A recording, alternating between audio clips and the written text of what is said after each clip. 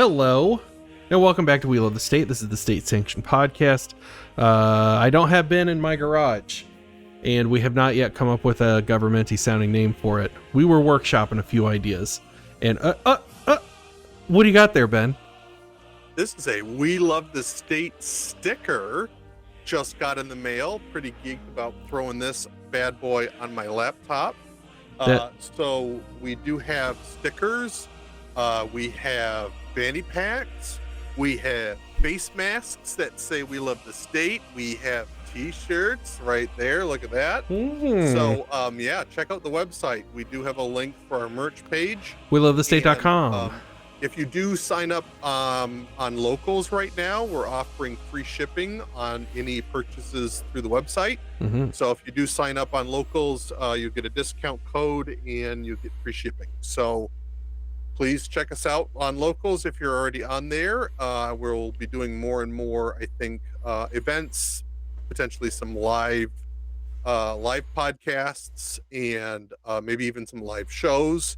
But we'll definitely offer some, continue to offer maybe like whether it's discount on merch or like first runs on new apparel. I'm working on some other stuff for the merch store.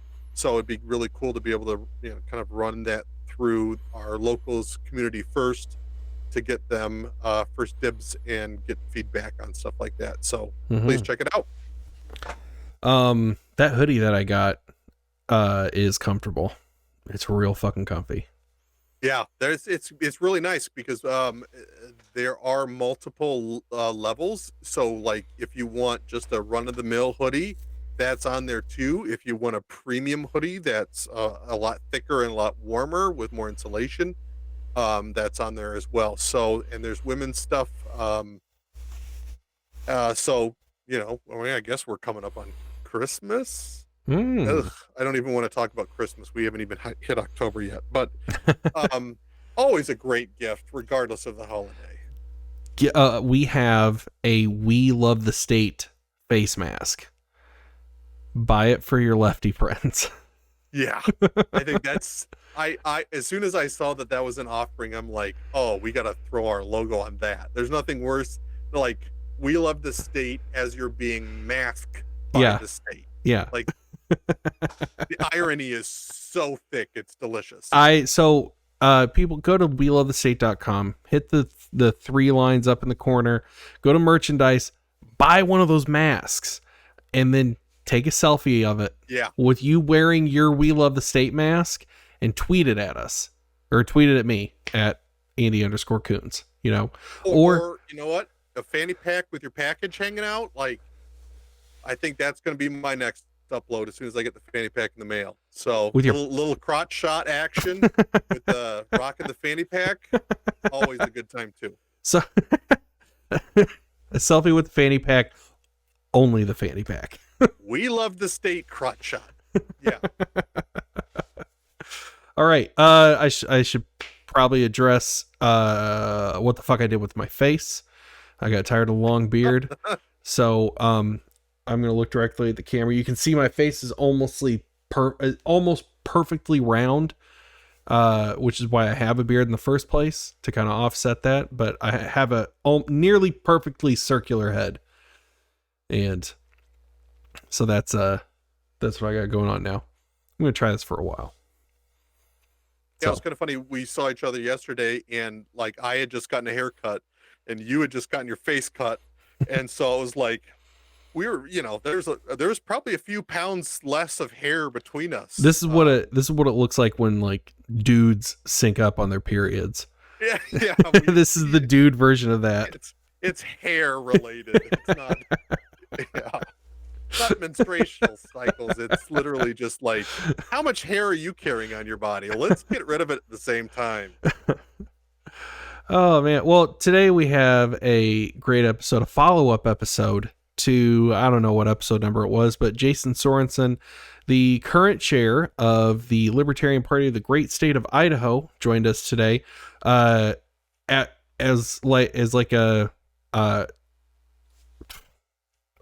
off the cuff thing. Cause like We originally were going to have somebody else, but that dude lives in Georgia and his house is about to get fucked by a hurricane. So he was like, Priorities. exactly. He was like, hey man, I'm sorry. I have to weatherproof my house. I can't get on the show tonight. And I was like, dude, that's okay. Yeah. Like Board up the windows. a hurricane is coming. If there was ever a Put on your life jackets. if there was ever a good excuse to dip out of a podcast, a hurricane is probably top of the list. So, yeah, especially in Georgia, because that's not something you want to mess with. Because I did saw on the tracker the storm that's going to be hitting parts of Florida. It's coming up right through the Gulf of Mexico, I think. Could be some serious damage. So yeah. So anyway, I called Jayson because I was always planning on having him come back, but I was like, oh well, here's an opportunity for it. And so I called him and I said, hey, can you be ready to do a podcast in like an hour and a half? And he's like, yep. And so he's a really good dude. I really like him. I met him in Reno. Really appreciate him coming on at the spur of the moment. For real. So yeah, thank you, Jayson, for that. And we can't wait to have him back on. I think he's a great guest. He's got a lot of really good ideas and opinions on the party and where we should go collectively and individually at state levels. So that I think that's a great discussion to have and to continue to have as we move forward. Yeah, smart dude. So anyway, we'll go ahead and get some plugs out of the way. We just plugged the shit out of our locals and our website, so I won't go over that again. But if you want to follow me on TikTok, you can follow me at Andy Coons. That is Koons. If you want to follow me on Twitter, which is where I say all the stuff that would get me banned off of TikTok, which is ironic because it's Twitter and everybody gets banned off of Twitter for saying shit, but not when you only have 400 followers. So anyway, that's at Andy_Coons. Let's see. I'm trying to think of, you can check out my other podcast, which is called Holding Hands.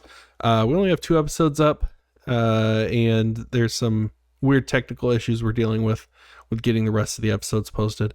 But that should be resolved here pretty soon. And then earlier today, I was the guest on the MB Machine podcast, and M as in midget and B as in beaver. That's the pseudonyms of 2 of the hosts of that show. Super fun. We got a little bit into politics, but it was mostly just 4 guys bullshitting about absolutely everything. Lots of gay shit happened. But what do you expect?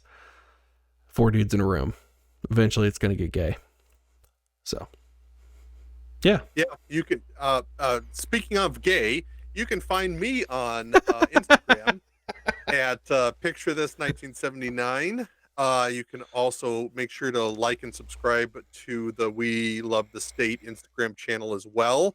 We're trying to grow our audience on all of our social media platforms, whether it be Instagram or basically all of them. So because the a lot of times there is a barrier to entry as far as like being able to push for merchandise and stuff like that. So for YouTube, for Instagram, Facebook, the more likes, the more followers we get, the more we can grow. So we always appreciate any of that, and we're going to make sure to be able to give back, especially now that we've got merch. We'll have a lot more opportunities to make sure that it's a two-way street. So follow us and you will be rewarded. No bribery, of course.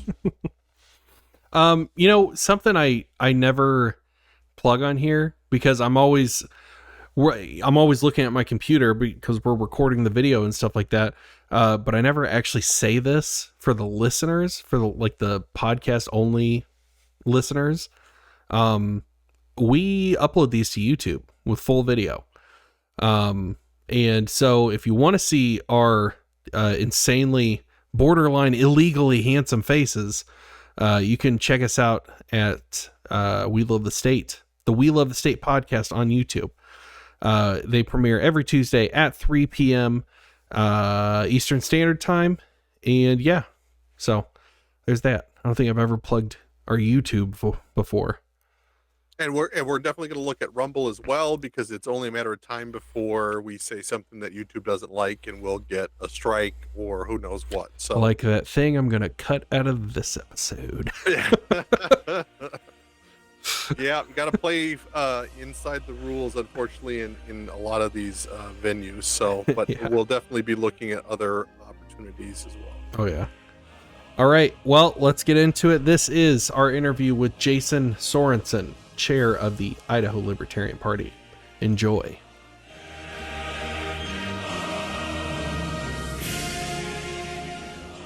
We got our guest here, my very esteemed fellow friend person, Jayson Sorensen, from the great state of Idaho. How you doing, Jayson? Good. How are you guys? We're doing pretty good. We're glad to have you. So this is your second appearance on the show. The first time not briefly. It was like an hour-long episode, and then we talked for like another hour after that. But there was some weird, shady shit going on in Idaho with the state party. Do you want to give us a little bit of a recap as far as kind of what set things off, what the current state is? Yeah, so we had a convention in Idaho in April. And after that, about 2 months later, when we got back from Reno, the previous board had said there was problems with our convention, that it was somehow void, and that they were reverting back to the previous board. And after that, we went through a long, drawn-out, basically a fight for about 3 more months. Ended up going to the LNC. They ruled that not only was there no cause to overturn the convention, but that the people overturning the convention had no authority to do so. 4 people that aren't even on a board can't just unilaterally overturn a convention. And after that, so we went to the LNC. We informed the Secretary of State that we'd gone to the LNC. They decided that the convention was legitimate, and this was the board they were going to recognize. So that happens. Secretary of State's like, oh, great, sweet. About 2 weeks later, the people that were trying to void the convention had a little group meeting, I guess. They called it started out as a convention redo, got changed to a, what'd they call it? A meeting of the State Central Committee. And ultimately, they ended up, I think, settling on a meeting of the members, where they voted to overturn the convention. They voted on a new chair, I believe. And then they attempted to expel like 4 or 5 people from the party. So I'm assuming after that, they went to the Secretary of State and tried to say, like, look, this guy's our new chair. And so it really forced the Secretary of State to finally say, like, okay, we have to make a decision. This has gone on long enough. And so they had, I guess they talked with the Attorney General and ended up sending me a letter saying, you're the Secretary of State's recognized chair. We don't want to hear any more shit. So they didn't say that, but I assumed that was the point they wanted to get across. Yeah. So after that, we've just basically been rebuilding the party from scratch. They blew up all the social media accounts, basically closed out the bank account and sent that to the LNC. So basically, we had nothing, which kind of was a good thing. It opened our eyes to, like, our party wasn't set up as an entity, basically. So there's a lot of stuff we have to go through now and setting up the party the correct way. So that's basically where we're at now. So you've got So a. this is, Oh, sorry. Go ahead, Ben. well, I was just going to say, so this kind of like forces you to start from scratch, or just like revisiting all of your bylaws, charter, etc. So it doesn't make us start from scratch, like with our bylaws. All our bylaws still stand, all of that. It's more from like a legal aspect and getting it so the party's assets can be in the party's name, not a single person. So if you set it up, I believe it's as like a corporation that we have like protection, like liability protections. The party can own its own bank account. It's not set up under one person's name, kind of stuff. What's the? I mean, what are the general feelings of other Idaho libertarians? Like, what are the conversations that you're seeing online, in person? Are people upset about this? Are people annoyed? Or I mean, are you getting people that are like, yeah, I'm perfectly fine with this? Most people that have reached out to me didn't even know anything was going on. Like there was one guy that showed up to the meeting of the members and he was like, he just thought, oh, I'm getting involved. This was going to be cool, And we had a guy that went, I think, our chair of the judicial committee went to the meeting, read a thing saying like, you guys can have this meeting, but it has no bearing on the party. That guy got in contact with me. He's like, I had no idea. Like, the whole thing seemed kind of fishy when he was there, but he's like, I've had other people call me, same thing. Like, oh, we read in the newspaper that there was a little skiff, what's going on? And, it's basically the same people that were angry about it before are the only people that are really angry about it now. Yeah. Like, I'm not getting crazy phone calls like, what the hell? Type of stuff. It's mostly people didn't even know. Yeah. The normal person had no idea. Well, the previous chair was this Mr. Imhoff, right? Yes, he was the chair that was elected in April. Since then, him and his wife have both been expelled and are no longer members of the party. Mm-hmm. So are you currently the active chair? Yep. All right. Yep, I am according to the Secretary of State and the LNC, I am the chair of the Libertarian Party of Idaho. So with you, congratulations, by the way.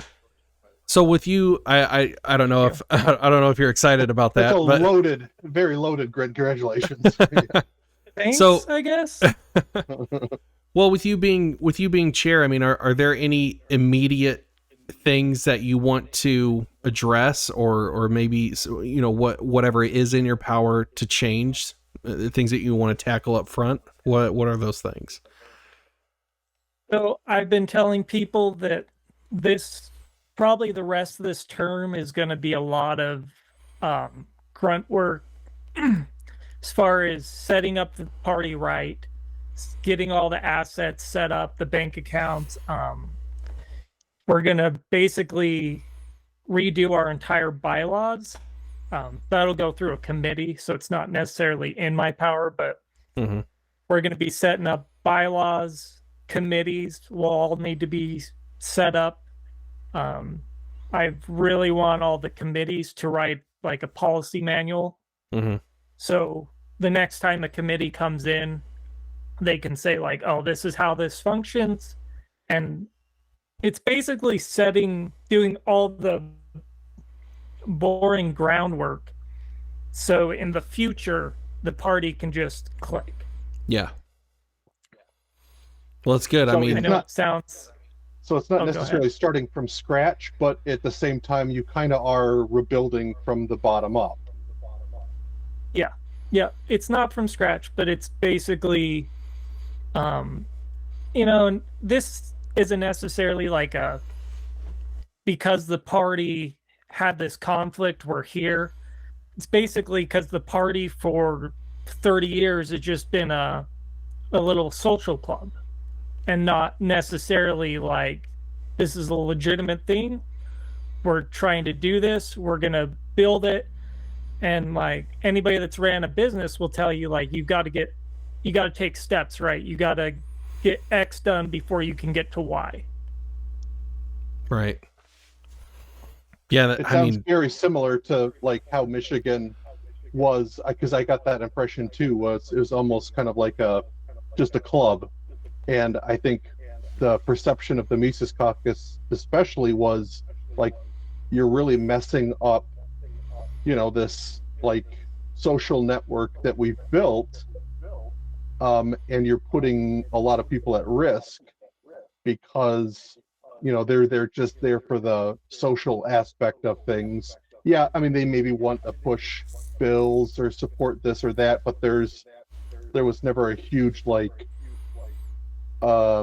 feeling like risk was supported.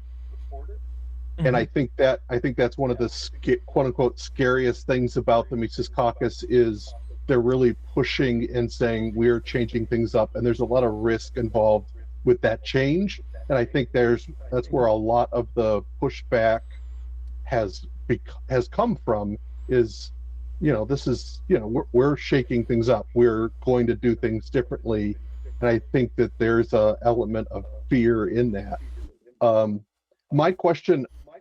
It was interesting at our last convention. I mean, it was very disruptive at the beginning. It ended up being pretty smooth, but like I remember looking around the room at those who I believed this was their first convention, and I'm like, holy crap, are they gonna ever come back? Did you have any of that of like new people, and you're like, I'm so sorry that you were like involved in this, or like how do you handle the newer people that to the organization, and like how do you fix that or put a band-aid on it or repair that? Well, actually, our convention that we had was super cordial. Like, it was, no one really, said anything, or I think at the end a few people lost by like a coin flip and they got really angry. But most people were just like, oh yeah, this was great. We all had a good time. We all left. No one thought any different. But I think most people that are new, like I said, don't really understand what happened. And so it's not like there's this big riff that like half is on one side, half is on the other. Idaho's not a very big party. We don't have a lot of members anyway, so it's not like we have to bandage this thing back together. I'm basically, and I don't speak for the board, but myself, like, if you want to go, I'm not going to beg you to stay or try and change your mind. Somebody asked me the other day, they're like, well, how do you like being chair? And I was like, well, basically I just get called a bunch of names by a bunch of people I don't even know. That's really all that, like, congrats, you just, yeah, a lot of people like never Twitter. even talk to you. Mm-hmm. Yep. That's pretty much exactly what being on Twitter is like. Yeah, most of that shit comes on Twitter. Yeah. Like, some people are just calling me names. I'm like, I don't even know you. Mm-hmm. Like, we never even talked, just because I'm associated with a club that they don't like. I recently did a TikTok about Second Amendment, and people were saying there were a bunch of comments about like, well, yeah, I'm pro 2A, but not for felons. And so I did a response video to that, and I rarely do response videos, but this one like blew up, and I got like 70 or 80,000 views on it. And it was just, and I just said, you know, if somebody's committed a crime and they've paid their debt to society by serving their prison sentence, then why do they get their natural human right stripped away, you know, when they're supposed to be free? And this lady stitched my video and just went ballistic. And she was like, "You're young, so I understand, or so I know that you don't." She kept like talking down to me, and she was like, "But violence, nobody should have a gun if they're violent, blah blah." And it was a barrage of just psychotic nonsense.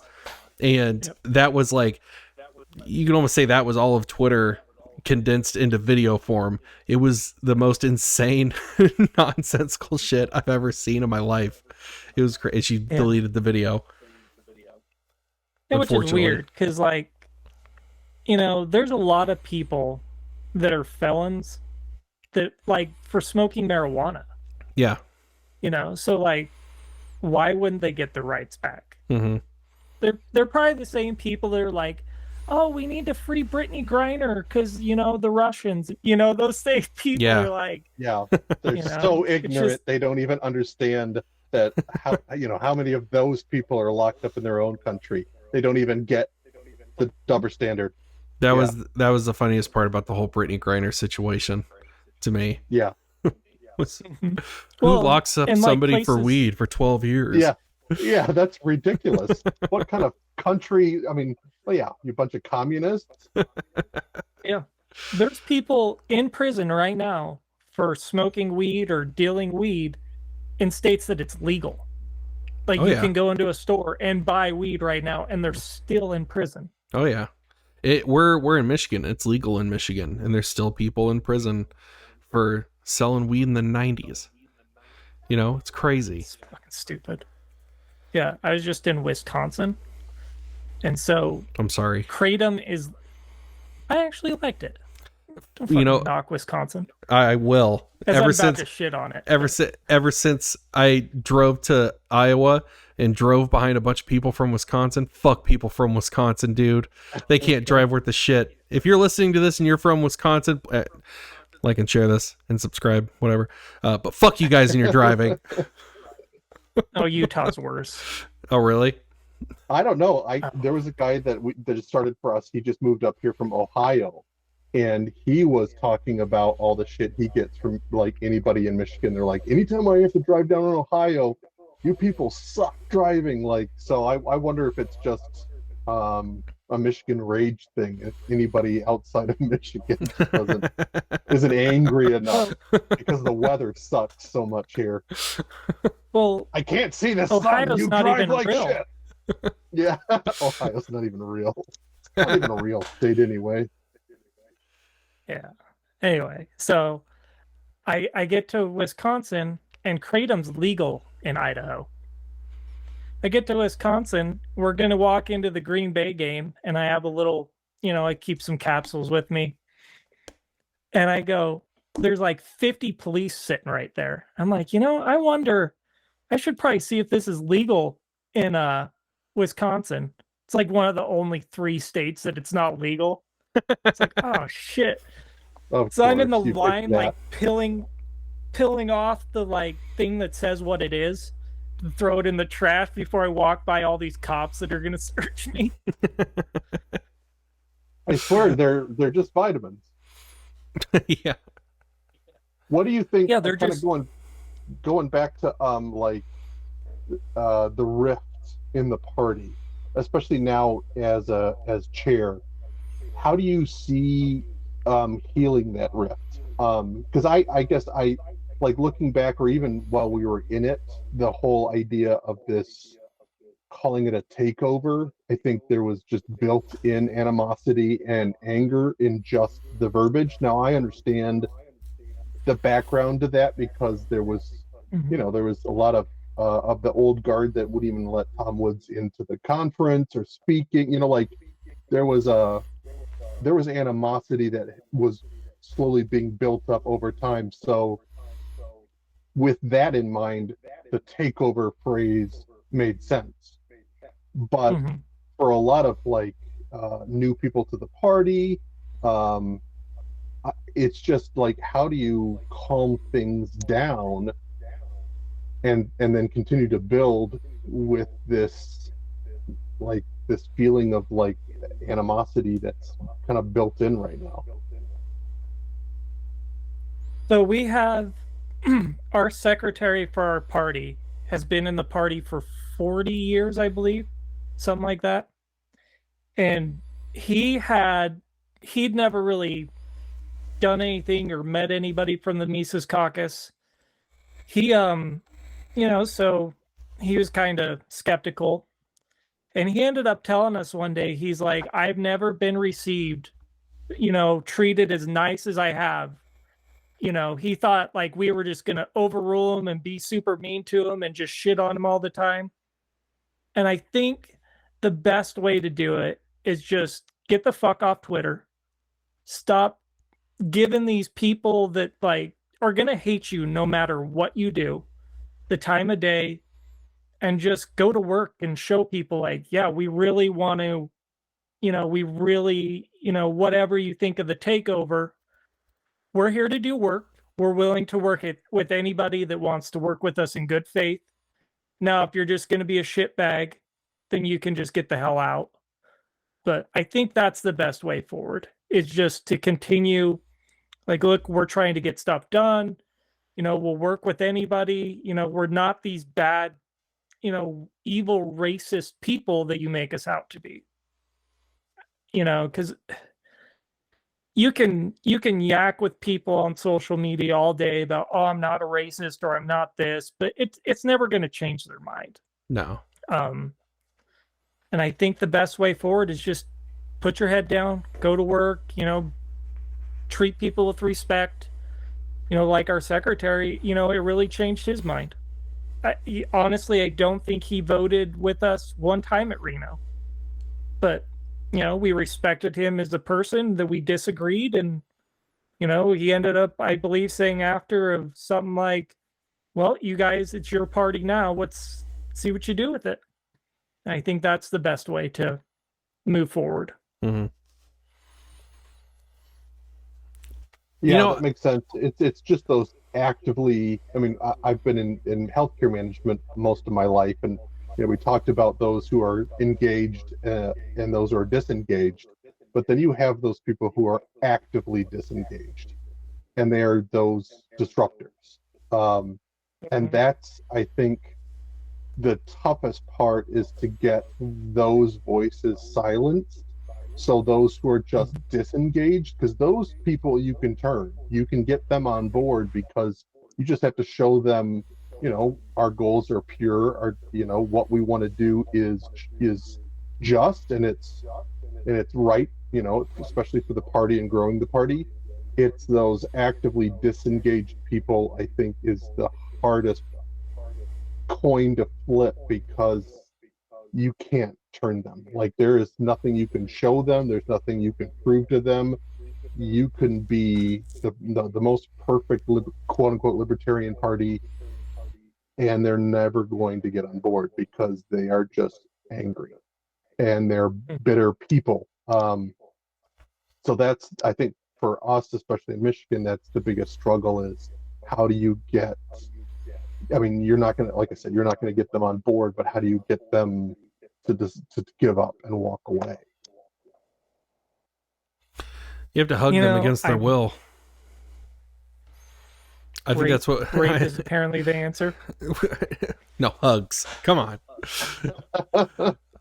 So at our next Michigan State convention, I say we just like jump all over the shit out of it. Yeah, exactly. Be like, we fucking love you.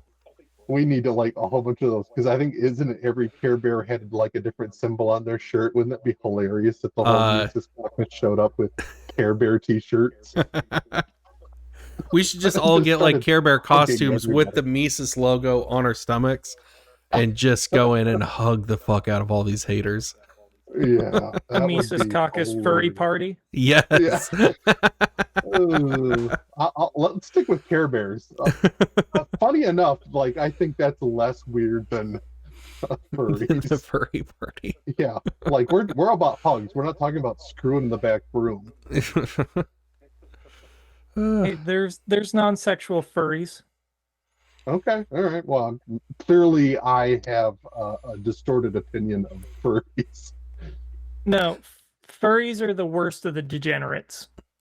Because every sick thing you can think of, there's a furry version of it. So Dude. think of like the most degenerate thing you can think of, and there's a furry. So Like I've part of got a that. friend with younger kids, and they actually have a litter box in their elementary school for kids who identify What? as an animal or a furry, and so they can actually use the litter box. What? Get At your an kids elementary out of school? public school. Just absolutely. I mean, we're talking about like from helicopter parents to I don't even know what kind of parents we're talking about now. I mean, it's You're talking about it's in just Michigan, sick. right? Yep. Okay. All right, listeners. Just like Jason said, get your kids out of the fucking public schools. This is disgusting. Like that's abuse. That's psychological abuse to feed It's into the a child's insane- fantasy. It's the insane running the asylum. Like, I mean, it's like textbook. Like, how would a 4-year-old like to run a school? All right, we want litter boxes everywhere, and we want to be able to pretend to be anything we want and be called that and be treated like it's just gotten to insane levels. oh my god, get your kids out of public school. That is bananas. That's How definitely, does a I kid think, even get to that point? Enabling. it's literally spoiled, rotten kids that have their parents are so concerned about their happiness that they bend over backwards for these kids, and they're going to be so like They're going to be as an useless adults. Oh yeah, and that's your blue-haired, like mixed gendered, fluent, like crazy person on TikTok with like, I mean, they're just insane. But they had parents that were like, oh, if you want to be a kitty, you can pee in the corner. Like that's why they got to the point they're at as an adult. My god. Yeah, it has to be like, I have a 4-year-old. She loves to come pretend to be a kitty all the time, or like, oh look, I'm a dog. Never once has she said, I want to go shit in the corner. Like, so the parent has to be like, oh, you want to be kitty? Then let's take it to, like, that has to be a parent pushing that. Well, or just enabling it. Even usually you're like, all right, it's dinner time. All right, now you need to be a little girl, a little boy. We need to eat dinner. But if you're a parent that gets into it almost, you're like, oh, I'll just get a dish for you and we'll put your dinner on the floor and then you can be a kitty. You're like, it's almost I think there's parents that actually enable that behavior. Oh yeah. And I think that's where it goes. It's not just allowing it because that's their kids has an active imagination. I think that's great. But even active imagination, like, all right, you need to be a little boy because now we're going to go to school, or now it's time to take a bath, or now it's time to use the potty, or now we're going to eat for dinner. You can pretend to be a kitty cat after dinner. Like that's, I think, typical parent. Here's what I think is really messed up about that, because I don't think this has anything to do any halfway rational person out there. And when I say rational, I mean like they can put their own shoes on, like there's fewer and fewer of those people out there. Well, like, I'm afraid. Well, like this is because they're afraid of getting some kind of label. They're afraid of being labeled a fucking cat phobe or whatever, and so they're willing to play along with this because they're like, oh, see, look, I'm being an ally, see, I'm supportive and blah blah blah. But fuck that, because they're willing to fuck up their child so they don't get called a name or something like that. But it's like these people know, they're like, of course my child is not a cat, but I just don't want to get railroaded on Twitter or whatever, or I don't want to get labeled a transphobe or whatever. Fuck you, man. Like I would rather be called a transphobe or a catphobe or whatever than fuck up my child. Because just like I said before, they're creating useless adults. You think their job is going to be like, yeah, here's a kitty, here's a litter box so you can take a shit in the office. It's insane. I don't think that they look at it as screwing up their kids. I think they look at it as, because this whole generation is, you can be whatever you want to be. There is this idea that, like, that is being a good parent, is supporting their identity as a cat, and that's, I don't know. It's so degenerate. It's not even, you kind of like, it's like, where am I? What are we living in? Like, this is so bizarre. Well, I mean, like, and not to just immediately invoke Godwin's law, but it's like the Nazis thought they were doing the right thing too, and I'm not comparing these parents to, fucking Nazis, but I'm just saying, like, you're doing something that's horrible to your child, and even though you might have the best intentions, you're still doing that. Oh, man. Actually, this was kind of a big deal in Idaho 2 weeks ago, or I don't know. Boise had a big Pride Fest, and they were going to have a kids drag show, and Wow. it got to be a big deal. People were like all these sponsors they had got so much backlash that they ended up pulling out and shit. It was a big deal. And they were using tax money to, like, support this Pride show. Mm-hmm. And everybody's like, no, we're not okay with you using our tax dollars to, parade kids around and drag. And the sponsors pulled out? A lot of them did, yeah. Wow. Man. Well, good on Idaho. Yeah, it was, I think a lot of the banks did. There was the Department of Health and Welfare, Human Services or whatever. They ended up pulling out. But yeah, they got a lot of backlash. Do you think that the Libertarian Party can kind of use that as kind of a vehicle to say that, it's that behavior is perfectly fine if you want to do it as, where it's totally voluntary, but A, we're not going to use public funds for it, and B, we're not going to subject children unwitting, to that kind of stuff, no more than if Chippendales were going to be, on a float in a parade. Like, I don't want my kids seeing, that either. So it's just, I kind of wonder if the Libertarian Party can kind of bridge that gap between, because we are very focused on individual freedom.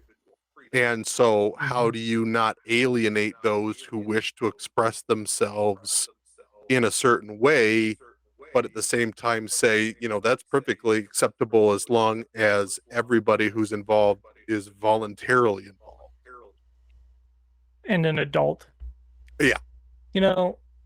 Somebody brought up to me, and I think it rings true, well, how can you be against these children drag shows when you have these teen pageants or children pageants where they're parading these kids around, and they're sexualizing teenage girls and shit. And I was like, you're right. None of it should be happening, and I'm fine with that. Yeah. And especially no tax dollars should be used to, like, promote sexualizing children. Mm-hmm. And if that means we're going to get rid of children beauty pageants, like, I'm not going to cry at night, because I accept even your if, terms. like, yeah, like, even if they're not, like, really sexualizing children, like, I don't know if you've ever seen a child beauty pageant. Oh, Like, it's some they are fucked up shit. Yeah, they are sexualizing them. They have swimsuit competitions for little girls. Like, we're not even talking teenagers. We're talking 4 and 5-year-old girls. Yuck. Yep. And it's like there's something about the people who enjoy that. There's something about the parents who put their children through that, who because those kids, like, they think they're doing something like important, or they think they're doing something good, but really they're just they're feeding the appetites of questionable people. Yep. So I would say to the people that are very anti-drag shows for kids, like, to be consistent, you do have to at some point realize, like, well, we have to take this the full way then. Mm-hmm. You know, if we're going to say, well, you can't dress kids up in drag, and now given drag shows are probably a lot more sexual. I don't even know if that's true, but there is a sexual atmosphere around those type of events. Oh yeah, for sure. You know, but yeah, if you're going to come to me and say, well, fine, but we need to get rid of beauty pageants too, I'm going to be like, okay. Mm-hmm. You mean get rid of the other thing that's sexualizing children? Yeah, like, yeah, okay. All of it. Yeah. I'm gonna make a bold stance here. We should not sexualize children. Holy shit, hot take. You heard it from Idaho. First. Yeah. So besides sexualizing children, what are the other issues in Idaho that are big for the Libertarian Party to be able to capitalize on? That's it. That's our whole That's platform. it. Number one issue, the only issue is child predators and drag shows. What do you think, Jayson, about the whole national divorce topic, and specifically around the Libertarian Party's message around it? Should we be vocally supporting it? Should we just try to be guiding it? Should we be abstaining from any conversation around it? Should we be anti national divorce? What are your thoughts? Because I personally, I think it's inevitable, just because I just don't see. Not only is there such a divide culturally in this country, but on top of that, you've got, like, inflation is not going to go anywhere anytime soon. The government just cannot stop spending money. The Federal Reserve cannot stop printing money. I think so many other forces are going to continue to fuel the divide that, can you even imagine, like, if a Donald Trump gets reelected in 2024, I can see, states like California being like, all right, we're out. What are your thoughts on that whole subject? Yeah, I think it's of the other option, the other option being a bloody civil war, or, like fighting, or staying together and just being miserable. I think it is the best option. I think it's definitely the most libertarian option. Like, what libertarianism says we all have to live together and stay in this, like, conglomerate of people that hate each other, and maybe hate's a strong word. You see it on, like, social media and the news that people hate each other, but you travel around the country, you don't really get that sense. But I'd much rather we divorce peacefully than end up continuing the way we're going, where every 4 years there's riots and there's, insurrections or whatever. But I'm 100% for national divorce. There's no reason Idaho needs to stay with New York and have New York decide what happens in Idaho. What do you think as far as, like, the Libertarian Party's role in something like that? Because that's going to be such a disruption. I wonder, are we going to just try to, because I'm sure in a situation of national divorce, there will be probably some independent states, maybe some states will band together. You may have some type of a United States still there, but just a much smaller selection of states. But I kind of wonder, like, if for the Libertarian Party, like, how can we guide that conversation and still remain influential even through something like a national divorce? Does that strengthen the party? Does it weaken the party? Like, that's topics that I just haven't heard from libertarians, I think I've heard about the national divorce being possible, but not necessarily like what role would we play in that scenario? Oh, that's a good one. That's a very loaded question just to throw on you, Yeah. like right on a podcast. Like, No, what do you you're think good. about abortion? Like, that's probably actually an easier question than national divorce.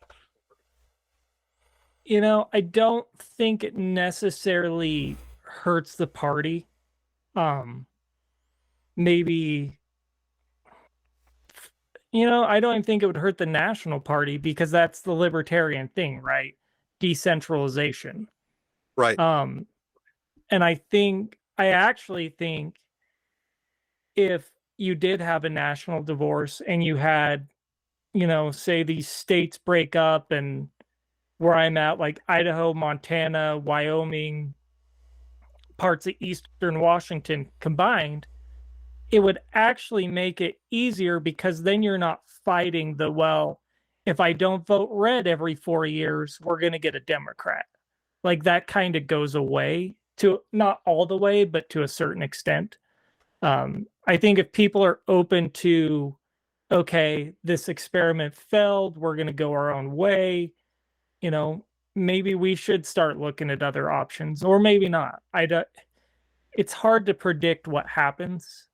I would just say that I'd rather fight the battle on a smaller front than trying, to fight it on this big loaded front that we're fighting now. Right. I mean, again, not asking you these questions as the chair of the party, but asking your it's just your opinion. I kind of wonder, is it, does it make sense, or maybe when does it make sense for the national party to come out in support or against national divorce? Is it just until it picks up more steam at some point? Does the Libertarian Party need to like start talking about it, or do we just stay out of that conversation entirely? You just kind of wonder, like, because your point earlier, like, we are very much, when it comes down to individual liberty, and so if you can get government as close to the person as possible, we should be supporting that. And then if you take it, the next step, that means national divorce would get us closer to that end goal. But there is always that risk of violence, so you don't want to support any type of, a national divorce that may look like a civil war. So it's very interesting, and I just don't think it's talked enough about in the libertarian circles, because I think there is such a high probability of it happening in some form or another.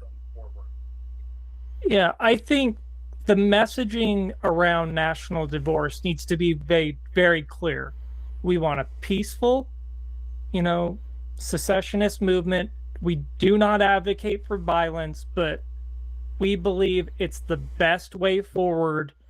If I look at it like this, the United States is in a bad marriage.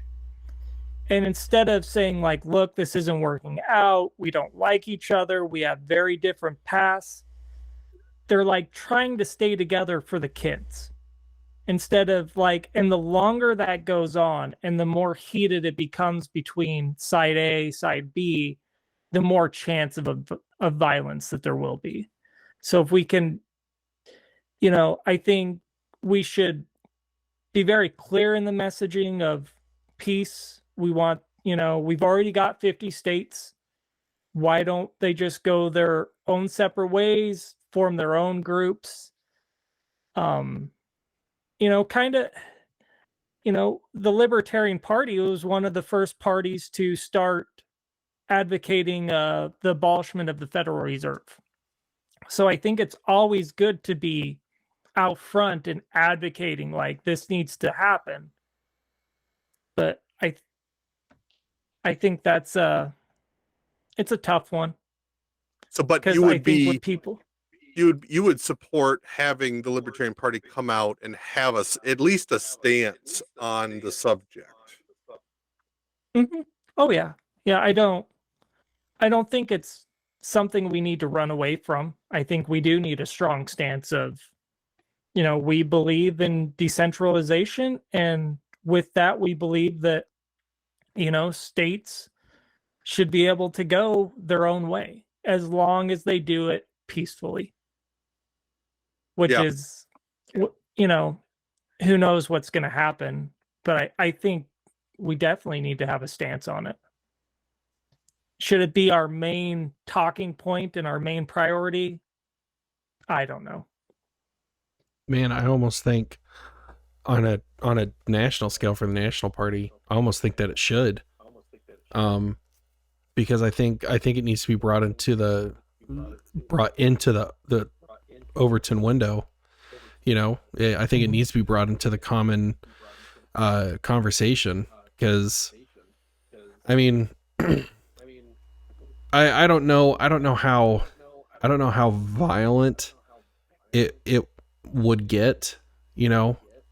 I don't know. I could see there being spurts of violence here and there, but I think, Ben, you've convinced me as far as Civil War goes that I don't think there'd be like a massive civil war like we had back in the 1800s. And if there was, it would be short and hot and just very, very short, and probably minimal casualties, and then it'd be over, and then because the right would win, number one.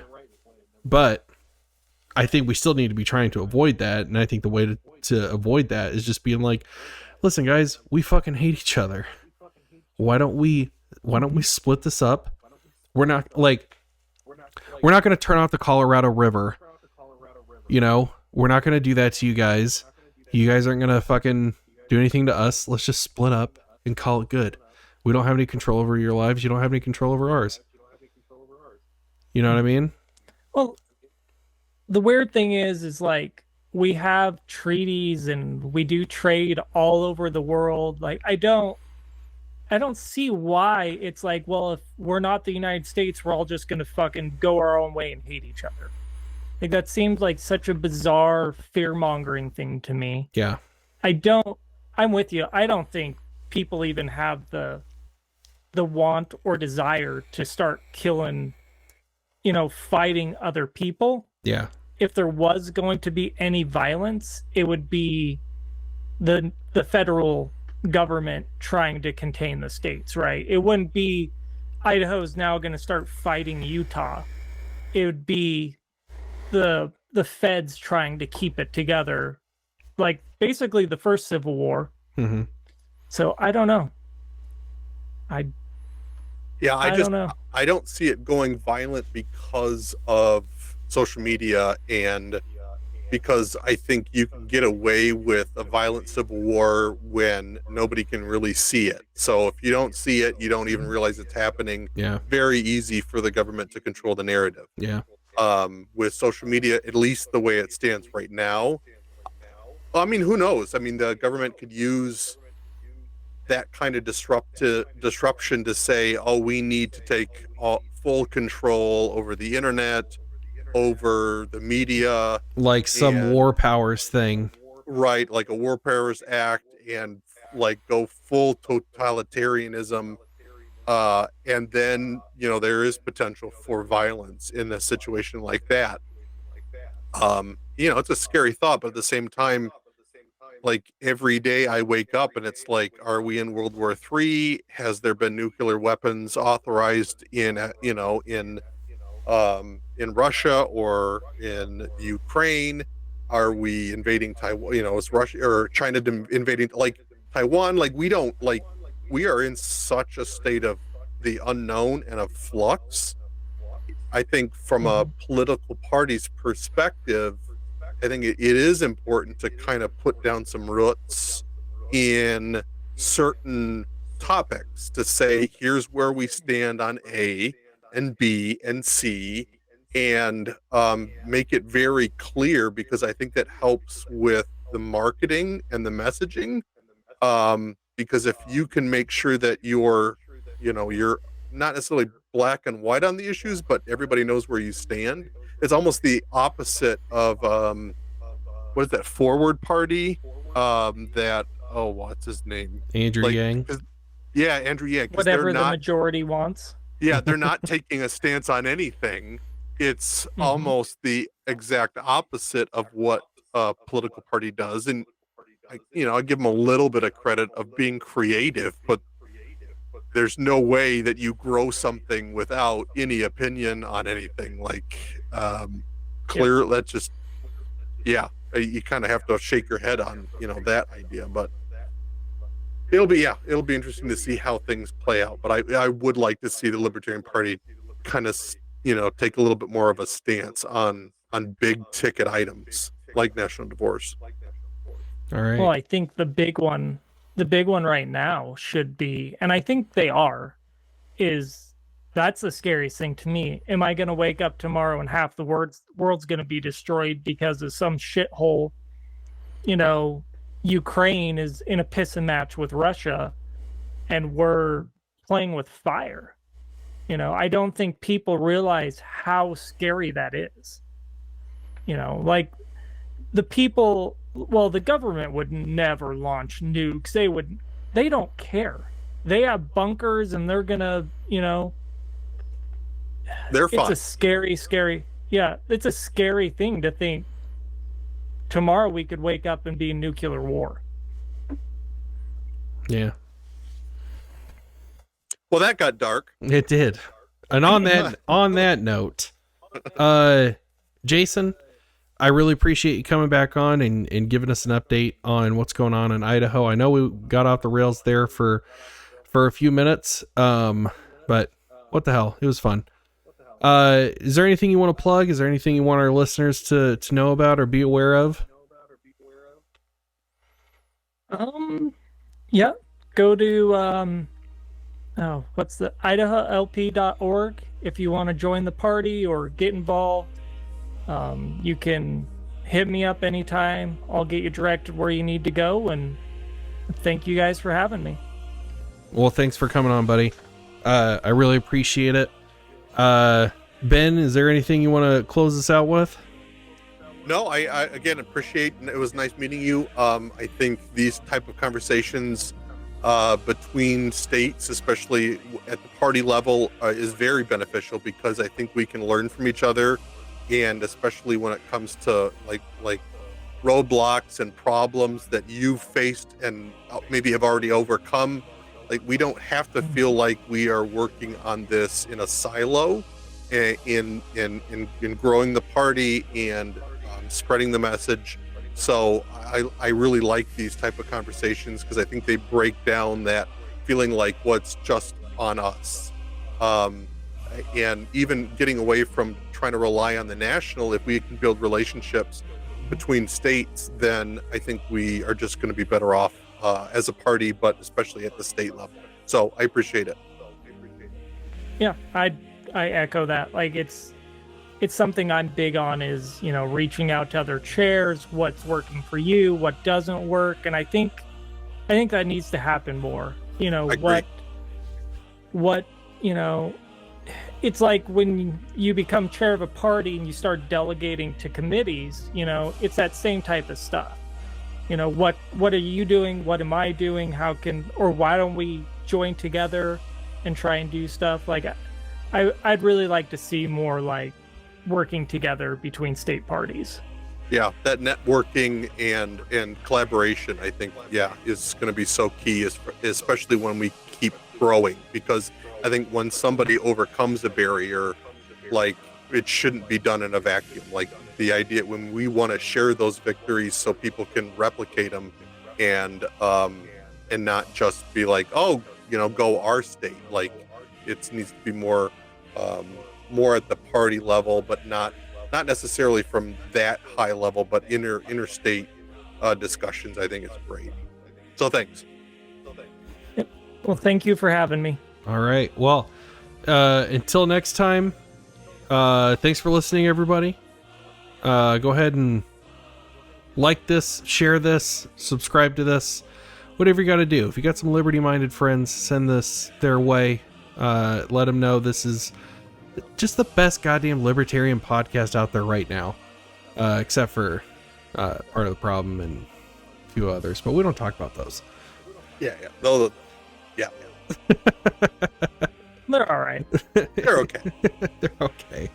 They're nice mainstream libertarian podcasts. Yeah, we're the real If you really want underground. the real gritty underground stuff. Yeah, Come to the state. we talked about corn here. Yeah, corn, potatoes. There's nothing more ground level than that. Underground, even Grassroots podcast. underground. Yeah, we're like the punk rock of libertarian podcasts. All right, take care, guys. It's good to Thanks see you so again, much. Jason. You too.